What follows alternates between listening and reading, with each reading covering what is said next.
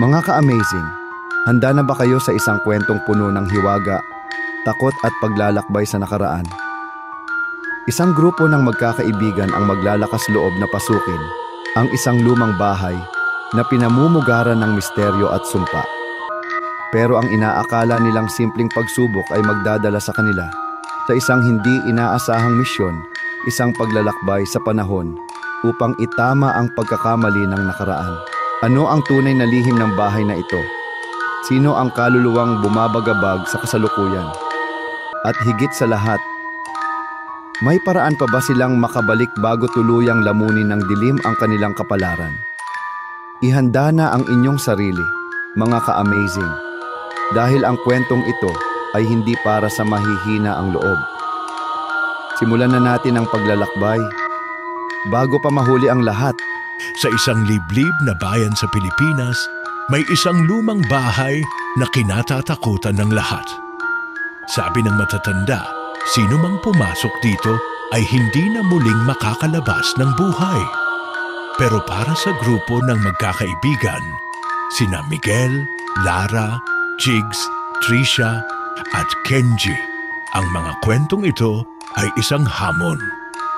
Sa kabila ng babala ng matatanda, minabuti nilang pasukin ang lumang bahay upang patunayan na walang multo o sumpa rito. Ngunit sa sandaling tawirin nila ang pintuan, biglang nagbago ang lahat. Wala na ang kanilang mga cellphone signal, wala nang ilaw mula sa labas at mas lalo pang lumamig ang paligid. Nagsimula nang bumukas at magsara ang mga pinto ng mag-isa. At sa sulok ng kanilang paningin, may mga aninong gumagalaw hanggang sa bigla nilang marinig ang isang malakas na sigaw ng babae. Isang sigaw ng puot at paghihiganti. Biglang lumiwanag ang paligid at nakita nila ang isang matandang lalaki na may hawak na sinaunang orasan. Kayo na ang mga napili. Ang inyong misyon ay bumalik sa nakaraan upang itama ang pagkakamali. Dahil kung hindi, walang sinuman sa bayang ito ang makakaligtas sa puot ng mga ligaw na kaluluwa. Bago pa sila makasagot, isang bugso ng hangin ang bumalot sa kanila. At sa isang iglap, naglaho na sila sa kasalukuyang panahon. Ano to? Anong nangyayari? Sigaw ni Trisha habang pilit na inaabot ang kamay ni Miguel. Hawak lang, huwag kayong bibitaw. Sagot ni Miguel habang pakiramdam niya ay hinihigop sila ng isang napakalakas na puwersa. Naguunahan ang tibok ng kanilang mga puso. Tila hinahati ng hangin ang kanilang mga katawan habang pumapasok sila sa isang madilim na lagusan. Napapikit si Lara pero pagmulat niya, nagulat siya sa kanyang nakita. Wala na sila sa lumang bahay. Sa halip, naroon sila sa gitna ng isang makipot na eskinita. Binabaha ng putik at naliligiran ng mga bahay na yari sa kahoy at pawid. Nasaan tayo? Tanong ni Jigs habang iniikot ang paningin. Ito ba yung nakaraan? Tanong ni Kenji, nanginginig ang boses. Bago pa sila makasagot, isang matandang babae ang sumulpot mula sa anino ng isang bahay. Namimilog ang kanyang mga mata habang tinititigan sila. Mga dayo, hindi kayo dapat naririto. Pulong ng matanda. Hindi po namin alam kung paano kami napunta rito. Sagot ni Miguel. Sila. Paparating na sila. Mahinang sabi ng matanda habang nanginginig ang kanyang kamay. Nagsimula silang makarinig ng malalalim na yabag. Mula sa dulo ng eskinita, may lumalapit na aninong hindi maaninag ang mukha. Nang malapit na ito, isang matandang lalaki na duguan ang damit ang lumitaw. May hawak itong lumang karit at tumitig sa kanila. Ano to? Sino yan? Tanong ni Tricia habang napaatras. Huwag kayong gagalaw, babala ng matanda. Pero si Jigs, sa sobrang kaba, ay biglang umatras at natapakan ang isang kahoy. Napatingin, ang lalaking may hawak na karit sa kanila at sa isang iglap, bigla itong sumugod. Humanda kayo! Sigaw ni Kenji. Tumakbo sila sa iba't ibang direksyon habang mabilis na humahabol ang lalaki. Napasok sila sa isang abandonadong bahay kung saan nakita nila ang isang larawan sa dingding. Isang lumang larawan ng isang pamilya. Ano to? Hindi ba't siya yung humahabol sa atin? Tanong ni Lara. Tinuturo ang lalaking nasa larawan. Bakit? Parang pamilya niya to. Pulong ni Miguel. Isang malakas na sigaw ang umalingaw-ngaw sa buong paligid. Hindi niyo maibabalik ang ninakaw ninyo. Lumiwanag ang paligid at bumukas ang pinto ng aparador sa harap nila. Isang anino ang lumabas mula rito. Isang babaeng duguan ang damit at may butas ang leeg. Napasigaw si Tricia.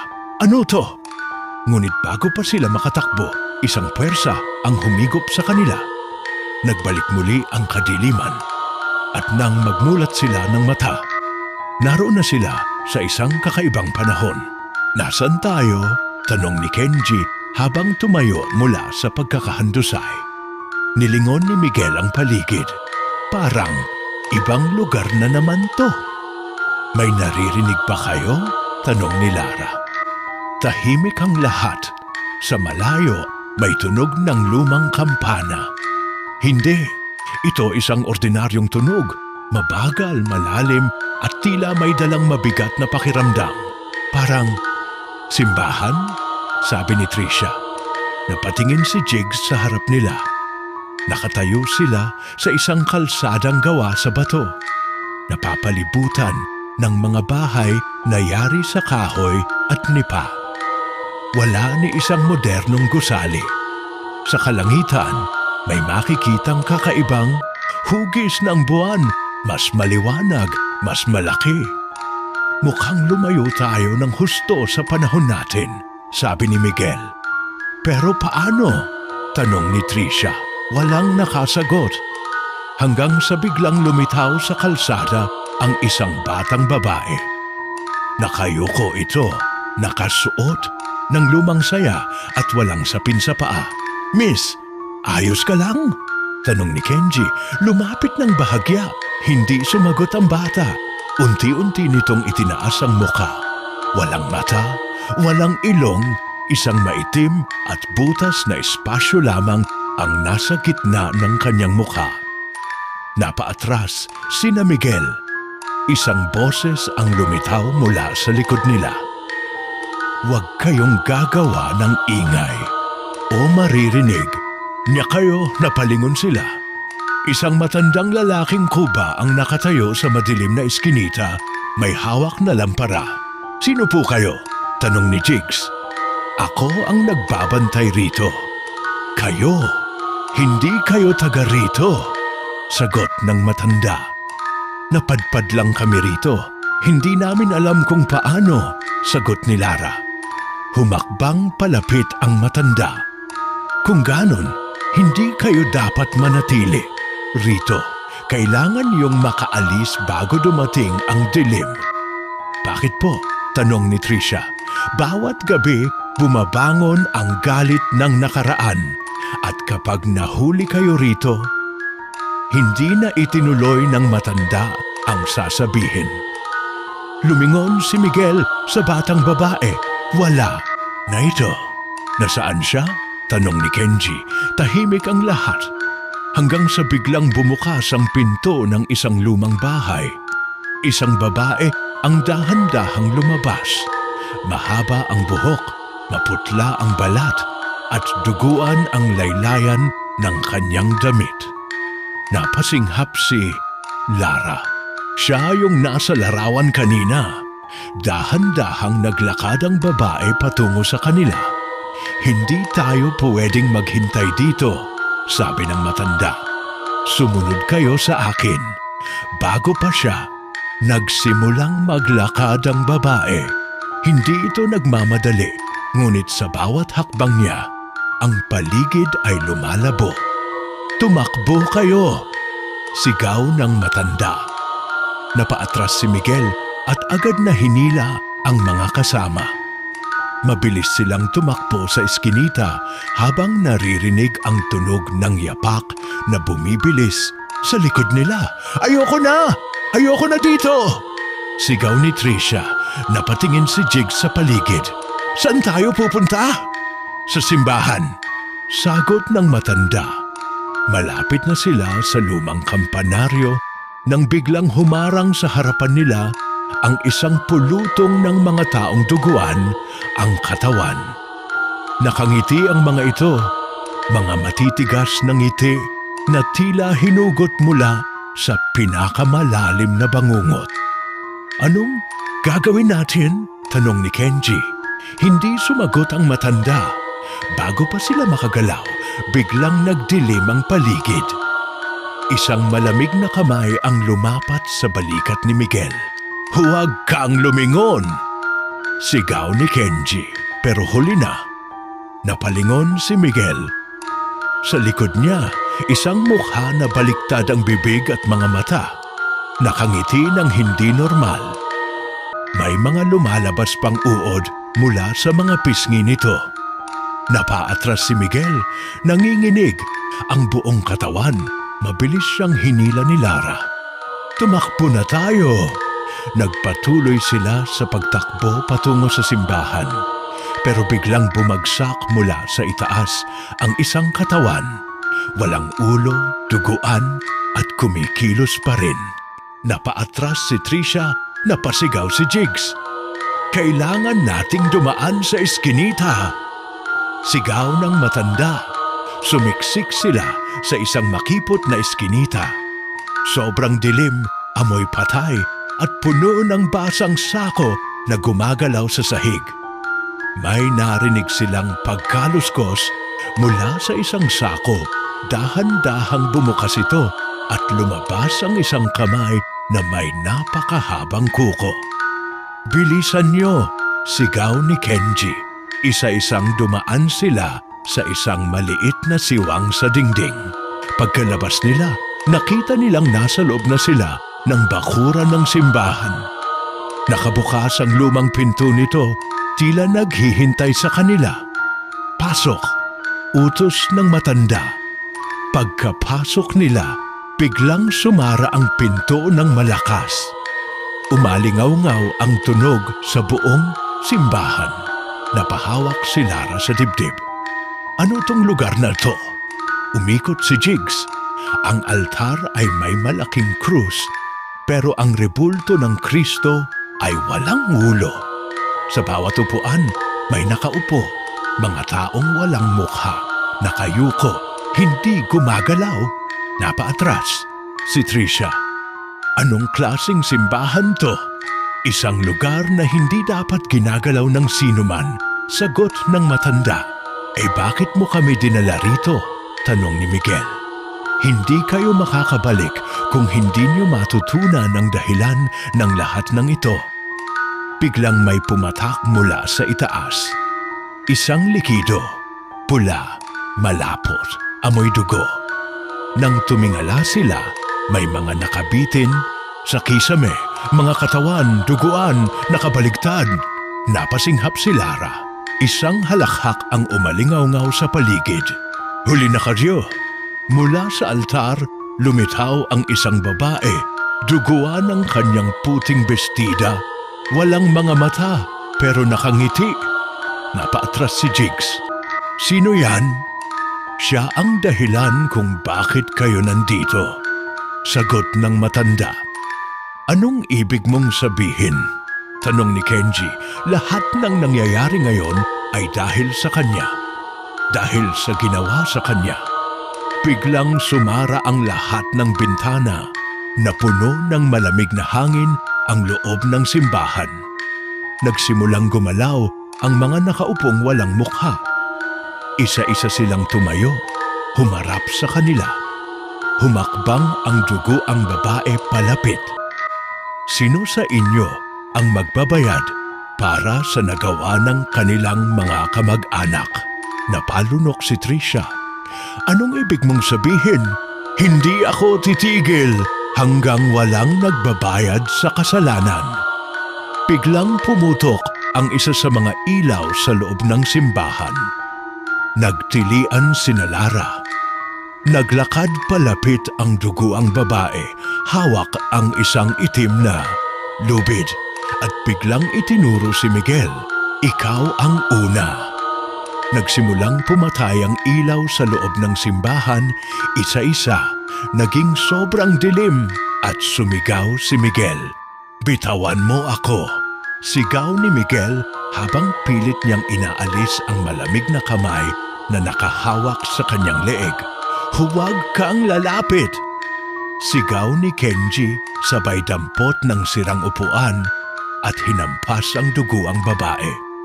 Pero sa halip na tamaan, naglaho lang ito at biglang lumitaw sa likod ni Lara. "Nasa likod mo!" sigaw ni Jigs. Napalingon si Lara pero huli na. Mahigpit na hinawakan ng dugo ang babae ang kanyang braso. "Pakawalan mo siya!" sigaw ni Tricia sabay pulot ng sagradong krus mula sa altar at ibinato rito. Biglang naglabas ng matinis na sigaw ang babae, tila nasaktan sa hawakan ng krus. Biglang nagsimulang manginig ang buong simbahan. "Bilisan natin! Kailangan nating makalabas!" Utos ng matanda. Napatakbo sila patungo sa lumang pinto. Pero biglang lumitaw sa harapan nila ang isang babaeng putol, ang kalahating katawan. Gumagapang gamit ang kanyang mga kamay. Mula sa kanyang bunganga, lumabas ang mahabang itim na dila na may matutulis na ngipin sa dulo. "Anong gagawin natin?" sigaw ni Kenji. Hinawakan ng matanda ang kanyang lumang kwintas, bumulong ng hindi maintindihang dasal, at biglang nagningning ang paligid. Sandali silang nabingi sa tunog ng lumang kampana na tila sumisigaw sa kanilang mga tainga. Napaluhod si Tricia sa sahig, nanginginig. Ano ba talaga ang nangyayari rito? Humakbang si Miguel palapit sa matanda. "Sinabi mong dapat naming malaman ang dahilan ng lahat ng ito. Ano bang ginawa sa babaeng iyon?" Mabagal na lumingon ang matanda, malungkot ang mga mata. Siya si Maria Lucia at pinatay siya ng bayan na ito. "Ano?" sabay-sabay nilang sagot. Dahil sa kasalanang hindi niya ginawa, patuloy ng matanda.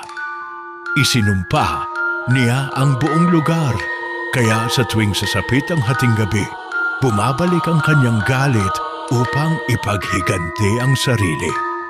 Biglang lumakas ang hangin sa loob ng simbahan. Nagtilian sina Lara at Tricia nang lumutang ang dugo ang babae sa gitna ng altar, nanginginig sa galit.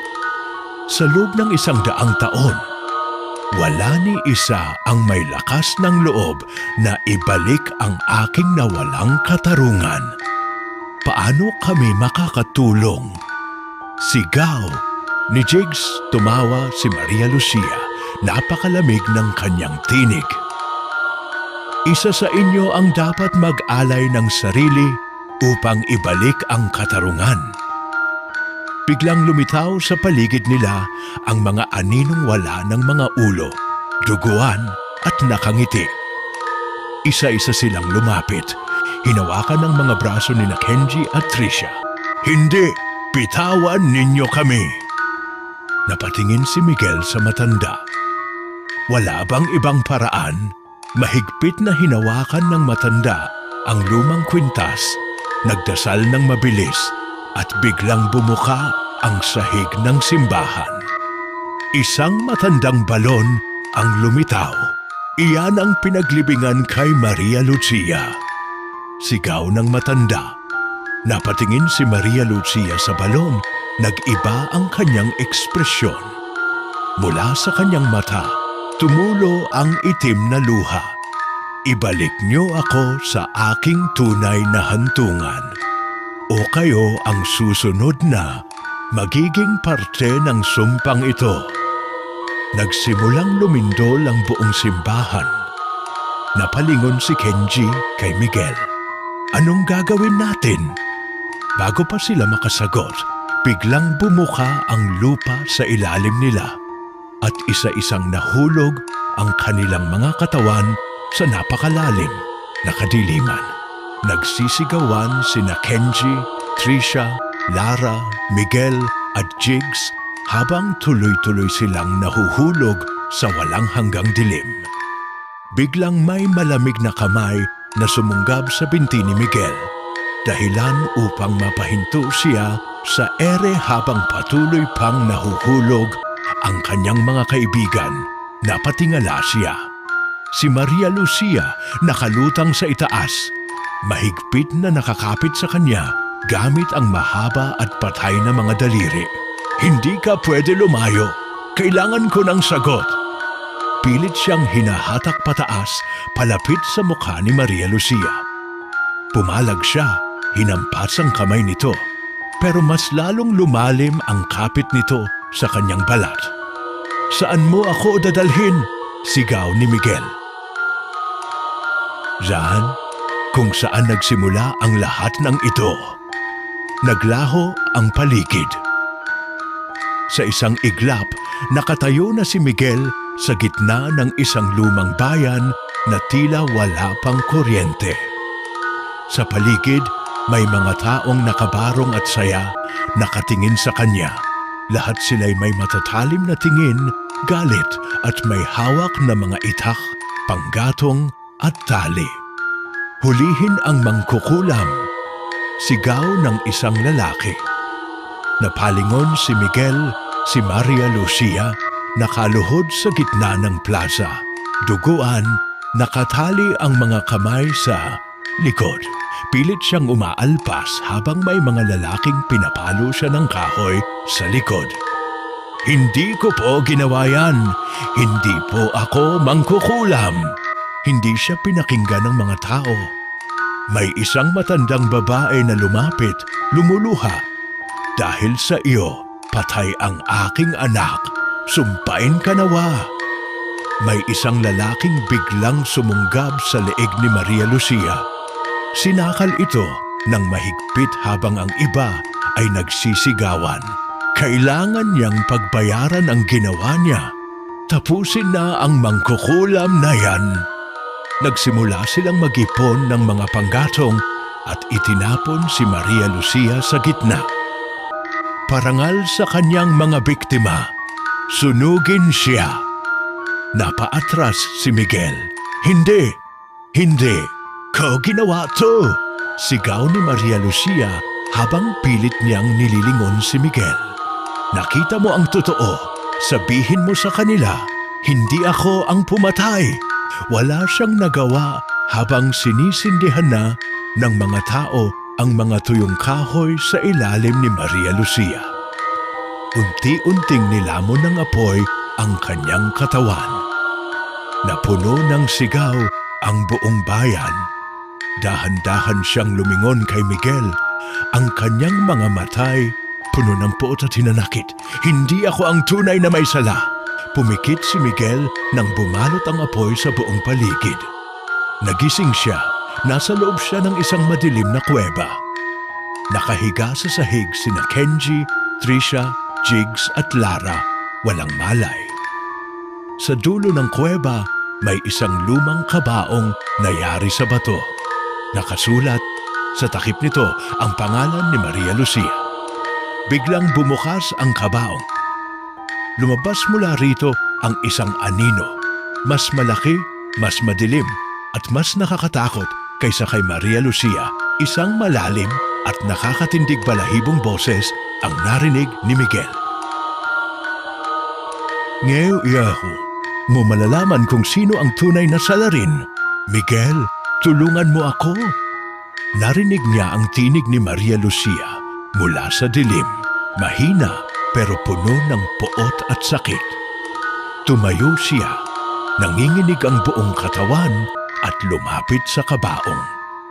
Hindi niya maipaliwanag, pero ramdam niyang may isang nilalang na mas makapangyarihan ang nagtatago sa likod ng aninong iyon. Sinong tunay na may sala? Mula sa loob ng kabaong, lumabas ang isang lumang piraso ng papel. Nakasulat dito ang pangalan ng isang tao, Padre Sebastian. Napaatras si Miguel.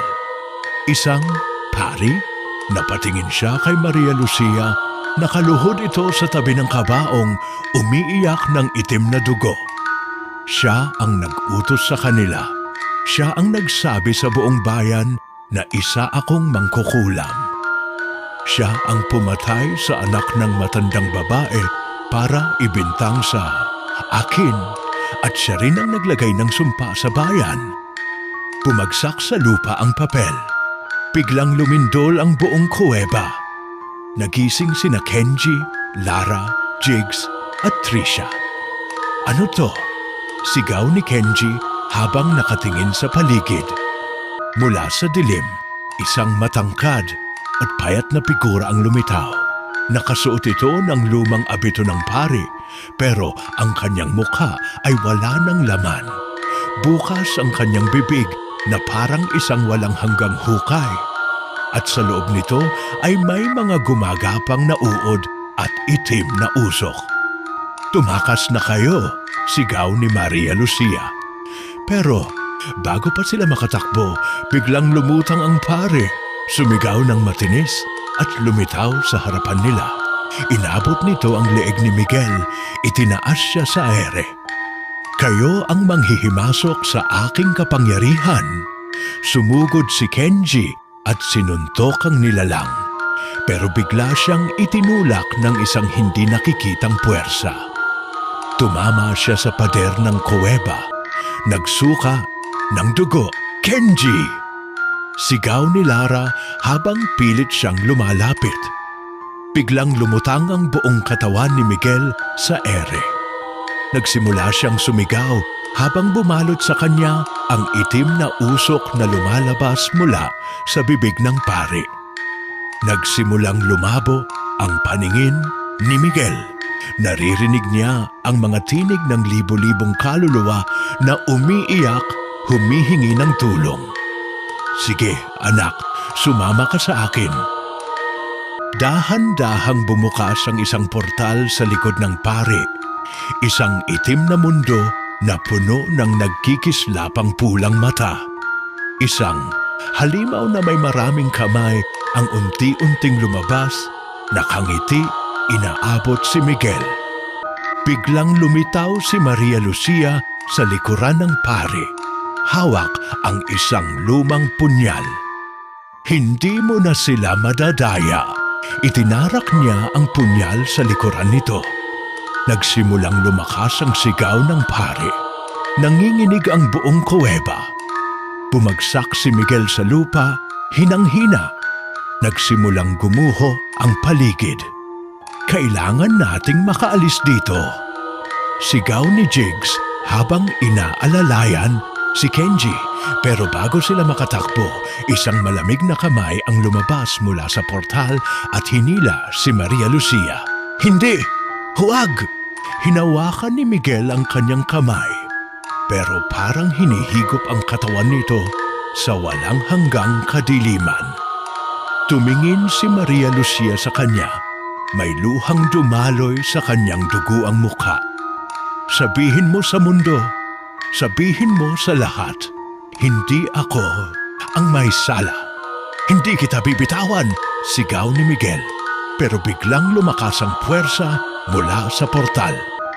Nabitawan niya ang kamay ni Maria Lucia. Nakita niya ang mukha nitong puno ng lungkot at paghihinagpis bago ito tuluyang nilamon ng portal. Sumabog ang liwanag sa buong kuweba. Nagising sina Miguel, Kenji, Trisha, Lara at Jigs. Nasa gitna na sila ng lumang simbahan. Wala na ang lahat, tahimik ang paligid. Sa altar, isang bagay ang naiwan, isang lumang larawan ni Maria Lucia. Nakangiti, pero may isang patak ng dugo sa kanyang pisngi. Dahan-dahang lumapit si Miguel at pinulot ito. Narinig niya ang isang mahina, pabulong na tinig. "Salamat." "Nasaan tayo?"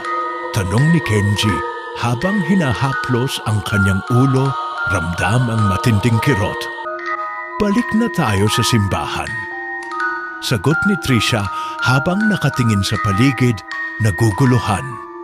Napatingin si Miguel sa kanyang kamay. Mahigpit na hawak pa rin ang lumang larawan ni Maria Lucia. Napansin niyang may lumang sulat sa likod ng larawan, isang direksyon. "May dapat pa tayong puntahan," sabi niya, sabay pakita ng larawan sa mga kasama. "Direksyon, yan papunta sa lumang kumbento," bulong ni Jigs. "Baka ito ang sagot sa lahat ng misteryo," dagdag ni Lara. Nagkatinginan silang lima bago nagdesisyong sundan ang direksyon sa lumang sulat. Habang naglalakad sa makitid at masukal na daan patungo sa kumbento, ramdam nila ang malamig na hangin at kakaibang katahimikan ng lugar. Wala ni isang kuliglig o kaluskos mula sa paligid. "Parang hindi ako mapalagay dito," bulong ni Trisha. Biglang may dumaan na anino sa gilid ng kanilang paningin. Mabilis at parang lumulutang. "May nakita ba kayong?" Hindi natapos ni Kenji ang sasabihin nang maramdaman nilang lahat ang bigat ng paligid. Biglang bumukas ng kusa ang tarangkahan ng lumang kumbento. "Ayos to ah, parang gusto pa tayong papasukin," sarkastikong sabi ni Jigs. Humakbang si Miguel papasok, sinundan ng iba. Madilim sa loob at ang amoy ng bulok na kahoy at amagay sumalubong sa kanila. Ang bawat hakbang nila ay lumilikha ng mahinang alingaungaw. Nang makapasok sila sa isang malawak na bulwagan, may napansin silang isang lumang mesa na puno ng alikabok. Sa gitna nito ay may isang lumang libro na tila mahigit 100 taon nang hindi nabubuksan. Binigyan sila ng masamang pakiramdam ng presensya ng libro. Pero nilapitan ito ni Miguel. "Huwag mong buksan," babala ni Lara. Pero huli na, pumukas ng kusa ang libro. Biglang nagliyab ang mga kandila sa paligid. Mula sa sahig, lumabas ang isang nilalang na nakabalot sa itim na usok. Walang mukha, pero may pulang matang kumikislap sa kadiliman. Sa wakas, may nakakita rin sa aking lihim. Nagtalsikan ang mga upuan sa paligid. Nagtakbuhan sila, pero biglang naglock ang mga pinto. Naramdaman nilang unti-unting humihigop ng lakas ang nilalang mula sa kanila. "Ano to?" sigaw ni Kenji habang nakadikit sa pader. Pilit na lumalaban sa hindi nakikitang puwersa. "Hindi ako papayag na basta na lang kayo lalabas ng buhay. Dahil ngayon, kayo ang magiging bagong tagapagmana ng sumpang ito." Sumigaw si Lara nang maramdaman niyang may malamig na kamay na lumabas mula sa sahig. Mahigpit na hinawakan ang kanyang binti. Nagsimula silang makakita ng mga anino sa paligid. Mga kaluluwang nakakulong sa sumpa ng kumbento. Nakita ni Miguel sa libro ang isang pangalan, Padre Sebastian. Ang pari na siyang dahilan ng lahat ng trahedya. "Ikaw ang tunay na salarin," sigaw ni Miguel habang hinawakan ang libro. "Hindi mo ako matatalo, bata. Matagal nang nakatali sa akin ang lugar na ito." Napalingon si Miguel sa lumang krus na nakasabit sa dingding. Si Maria Lucia ang susi, bulong niya sa sarili. Hinila niya ang lumang krus at biglang nagbago ang lahat. biglang lumiwanag ang paligid. Bumagsak sa sahig ang nilalang at mula sa kadiliman lumitaw ang kaluluwa ni Maria Lucia. Nakatayo ito sa harapan ng pari at sa unang pagkakataon nakita nila ang tunay niyang anyo. Hindi duguan, hindi nakakatakot, kundi isang babae na may lungkot sa kanyang mga mata. Tama na, tapusin na natin ito, pabulong niyang sabi. Sumigaw ng malakas ang pare habang nagsimulang bumagsak ang buong kumbento. Bilisan natin, sigaw ni Kenji. Nagsimula silang tumakbo palabas habang patuloy ang pagguho ng lugar. Nang makarating sila sa labas, nakita nila ang dambana ni Maria Lucia na biglang nagliwanag. Isang huling sigaw ang narinig nila mula sa loob ng kumbento bago ito tuluyang gumuho. Nanatili silang nakatayo sa harapan, hingal pero ligtas. Sa ibabaw ng mga durog na bato, isang bagong lapida ang lumitaw. Maria Lucia, sa wakas, natagpuan mo ang katahimikan. Tahimik silang nagdasal bago tuluyang lumayo sa lugar. Pero bago pa sila tuluyang makalayo, may narinig silang isang pamilyar na tinig sa likuran nila. Salamat sa inyo. Pero hindi pa tapos ang lahat. Miguel, anong ibig sabihin nun? Bulong ni Lara habang mahigpit na nakakapit sa braso ni Kenji. Napatingin si Miguel sa durog na kumbento. Umaalon ang malamig na hangin na tila may ibinubulong. Hindi pa tapos ang lahat. Ibig sabihin, may mas malaki pang lihim. Sagot niya habang hawak ang lumang larawan ni Maria Lucia. Biglang bumagsak sa lupa ang lumang libro na kanilang nakita sa loob ng kumbento. Napaatras sila nang kusa itong bumukas at isang punit na pahina ang lumipad sa ere bago bumagsak sa paanan ni Jigs. Pinulot niya ito, binasa ang mga nakasulat. Ang huling sumpa ay matatagpuan sa ilalim ng lumang tulay ng stafe. Doon nagtatago ang tunay na nilalang sa likod ng lahat. Staten, Faith? Wala namang ganyang lugar sa bayan natin, sabi ni Kenji. Mayroon, sagot ni Trisha. Narinig ko na yon noon. Isang lumang tulay sa kabilang bayan, pero matagal nang sinara dahil sa mga misteryosong pagkawala ng mga tao. Nagkatinginan sila, walang gustong magsalita. Ano pa hinihintay natin? Tanong ni Miguel. Dapat nating tapusin to. Naglakad sila papunta sa kalsada at sumakay ng tricycle patungo sa lumang tulay.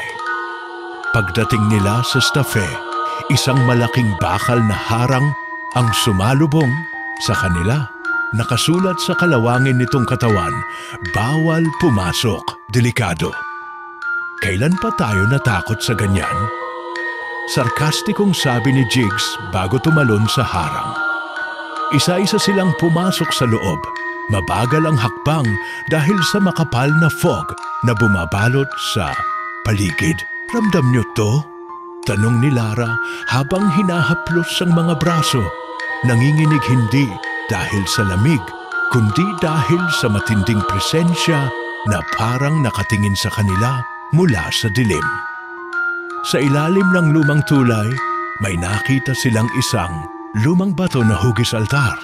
Sa ibabaw nito, may isang punit na papel at isang kandilang hindi nauupos. Lumapit si Miguel, kinuha ang papel at binasa ang nakasulat. Ang huling nagbukas ng lihim na ito ay hindi na muling nakita. Buksan mo ito kung handa kang humarap sa kanya. Napalunok si Trisha. Parang ayoko nang malaman kung sino yung kanya na tinutukoy diyan. Biglang lumindol, kasabay ng pag-ikot ng kandila sa ibabaw ng altar. Mula sa ilalim ng lupa, lumabas ang isang halimaw na may mahabang itim na buhok, walang mukha, at nakasuot ng sirang abito ng isang pari. Hindi niyo ako matatakasan. Bago pa sila makatakbo, lumutang ang buong katawan nila sa ere, hinigpitan ng kanilang mga leeg. Miguel, sigaw ni Lara habang pilit na humihinga. Pinikit ni Miguel ang kanyang mga mata, hinawakan ang lumang larawan ni Maria Lucia at binulong ang pangalan nito. Biglang nagliwanag ang paligid. Isang figura ang lumitaw, si Maria Lucia, nakasuot ng puting bestida, nakatayo sa harapan ng nilalang. Hindi na kita hahayaang manatili rito. Sumigaw ang nilalang, lumabas mula sa kanyang katawan ng libo-libong kaluluwa. Umiiyak sa sakit. Nagsimula itong umurong, pilit na lumalaban. Ito ang aking kaharian, hindi ko ito bibitawan. Itinaas ni Maria Lucia ang kanyang kamay at mula sa langit bumagsak ang isang matinding liwanag. Sumabog ang buong paligid. Napaluhod sina Miguel, Kenji, Lara, Jigs at Tricia. Pagmulat nila ng mata, wala na ang nilalang. Wala na rin si Maria Lucia. Tahimik ang buong paligid. Tanging ang lumang altar ang natira at sa ibabaw nito, isang bagong inskripsyon. Ang sumpa ay natapos na, ngunit ang kadiliman ay laging nagbabalik. Tapos na ba talaga?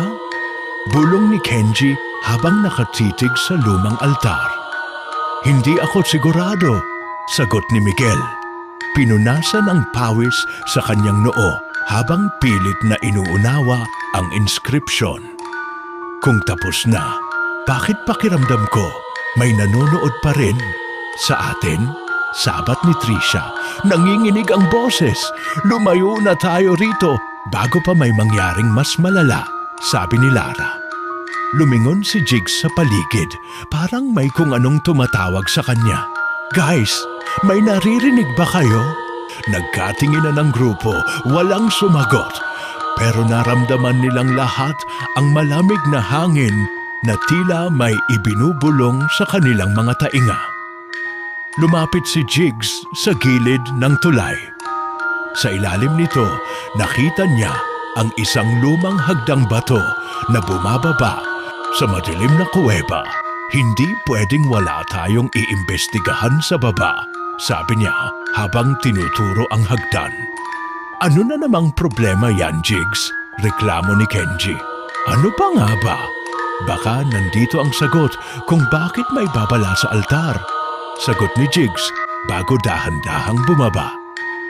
Napilitan silang sundan siya. Habang bumababa, unti-unting nawala ang liwanag mula sa itaas. Sa dulo ng hagdan, isang makipot na daanan ang bumungad sa kanila. May mga lumang sulo sa gilid ng dingding, pero parang walang sino mang gumamit nito sa loob ng daan-daang taon. Napansin ni Miguel ang isang ukit sa bato, mga imahe ng taong nakatali sa silya, pinaliligiran ng itim na anino, mga ritual ng paghahain. Pulong ni Miguel. Biglang bumukas ang lupa sa ilalim nila. Bumagsak sila sa isang malawak na silid na puno ng lumang kandila at altar na may mga lumang bungo. Sa gitna ng silid, may isang lumang hukay na puno ng itim na tubig. Tingin ko, hindi dapat tayo nandito, sabi ni Tricia habang dahan-dahang umaatras. Mula sa hukay, lumabas ang isang napakapayat na nilalang na may balat na parang nasusunog at mga matang parang nagliliyab. Bakit niyo ako ginising? Lahat sila napaatras. Sino ka? Sigaw ni Miguel. Ako ang tunay na tagapag-ingat ng kadiliman at kayo ang susunod kong alay. Itinaas ng nilalang ang kanyang kamay at mula sa lupa, lumabas ang napakaraming kamay na humawak sa kanila. Nagsimula silang kaladkarin papunta sa hukay. Paano natin tumatatakasan? Sigaw ni Kenji habang pilit na pinapalaya ang sarili. Napansin ni Miguel ang isang ukit sa dingding. Isang bilog na may sagradong simbolo. May paraan, sigaw ni Miguel. Kailangan nating sirain ang ukit sa pader. Anong gamit natin? Tanong ni Lara habang pilit na sinisipa ang kamay na humahawak sa kanyang paa. Heto! Sigaw ni Jigs sabay bato ng isang bakal na sulo kay Miguel. Hinampas ni Miguel ang ukit gamit ang bakal at biglang nagsimulang lumindol. Sumigaw ang nilalang habang unti-unting natutunaw. No! Gumuho ang paligid.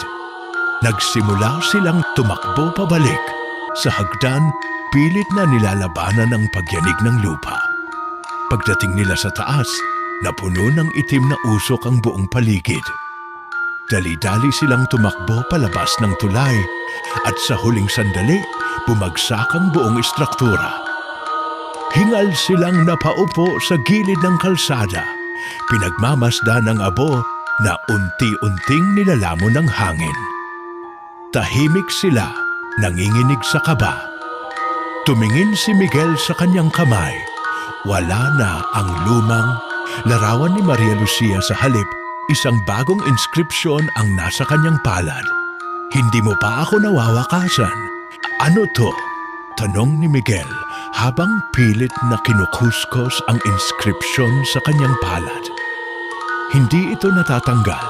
May hindi tayo natapos, sabi ni Lara habang pinagmamasdan ng abo ng lumang tulay. Kung nasira na ang ritual, bakit parang may naiwan pa rin? Anong gagawin natin? Tanong ni Kenji habang binabantayan ang paligid. Nag-aabang kung may kakaibang mangyayari. Ano pa nga ba? Sagot ni Jigs. Hahanapin natin ang sagot bago pa tayo unahan ng sumpang yan. Bakit hindi na lang tayo umuwi at magpahinga? Reklamo ni Trisha. Nakakapagod na to. At kung umuwi tayo, anong kasiguraduhan na ligtas tayo? Baka paggising natin, patay na tayo isa-isa, sagot ni Kenji. Tama si Kenji, sabi ni Miguel. Hindi tayo pwedeng huminto hanggat hindi natin nalalaman ang buong katotohanan. Biglang sumingit si Lara. Bakit hindi tayo bumalik sa simbahan? Baka may dokumentong naiwan tungkol sa ritual na to. Wala silang ibang pagpipilian. Muling naglakad ang grupo pabalik sa lumang simbahan. Tahimik ang paligid. Masyadong tahimik. Sa pagpasok nila, nagkalat pa rin ang mga sirang upuan, lumang santo at nasunog na altar. Lumapit si Miguel sa lumang kahon sa gilid ng altar. Pinuksan niya ito at may nakita siyang isang luma at sirang aklat. Pinuklat niya ang unang pahina. Ang huling bahagi ng sumpa ay hindi matatapos sa pagkasira ng altar. Kailangan itong isara sa mismong mundo kung saan ito nabuksan. Anong ibig sabihin niyan? Tanong ni Trisha. Kung saan nagsimula ang sumpa, doon lang natin ito matatapos, sagot ni Miguel. Bumalik tayo sa mismong pinagmulan, sagot ni Kenji. At saan yon? Biglang lumamig ang paligid. Napalunok si Miguel. Alam na niya ang sagot. Sa lumang bahay ni Maria Lucia. Agad nilang tinungo ang bahay. Kahit hindi nila alam kung ano ang naghihintay sa kanila. Sa bawat hakbang nila papalapit, pakiramdam nila ay may nakatingin sa kanila mula sa dilim. Pagdating nila sa harap ng bahay, nakita nilang bukas ang lumang pinto. Dahan-dahan silang pumasok. Sa loob, nanatiling buo ang lumang kasangkapan. Nasa sulok pa rin ang sirang piano. Nakasabit pa rin ang lumang portrait ni Maria Lucia sa dingding. Tapos na ba talaga to? Pulong ni Lara. Biglang bumagsak ang pinto sa likod nila. Napatakbo sila pabalik pero hindi nila ito mabuksan. Sa taas ng hagdan may isang figurang nakatayo, mahaba ang buhok, nakaputing damit at may dugo ang mukha. Akala niyo ba matatapos ito ng ganun-ganun lang? Isa-isa silang natulala sa takot. Ang kaluluwa ni Maria Lucia, ngunit may kung anong mali. Lumapit siya sa kanila at habang papalapit, unti-unting nagbago ang kanyang anyo. Ang kanyang mukha ay nagkaroon ng maraming mata. Mula sa kanyang bibig, lumabas ang mahahabang kamay na may matutulis na kuko. Lumabas ang napakaraming itim na usok mula sa kanyang katawan. Bakit niyo ako ginising? Mula sa likod, bumukas ang isang pinto papunta sa isang madilim na espasyo. Hinila sila isa-isa papasok. Nagsimula silang sumigaw at unti-unting nilamon ng kadiliman ang lahat. Itutuloy. Mga ka-amazing, dito na nagtatapos ang unang bahagi ng ating nakakakilabot na kwento. Pero huwag kayong kampante. Dahil ang bangungot ng ating mga bida ay hindi pa tapos. Sa kanilang paghahanap ng sagot, mas madilim at mas mapanganib na mga misteryo pa ang kanilang matutuklasan. Abangan ang part 2 ng kwento, mga ka-amazing. Ihanda ang inyong tapang dahil mas matindi, mas madilim, at mas nakakatakot pa ang susunod na kabanata. Huwag kalimutang i-like, i-share, at i-follow ang Amazing AI TV Fusion and Tagalog Stories para hindi mahuli sa mga bagong update. Hanggang sa muli at mag-ingat kayo sa dilim. Baka kayo naman ang sunod na matawag.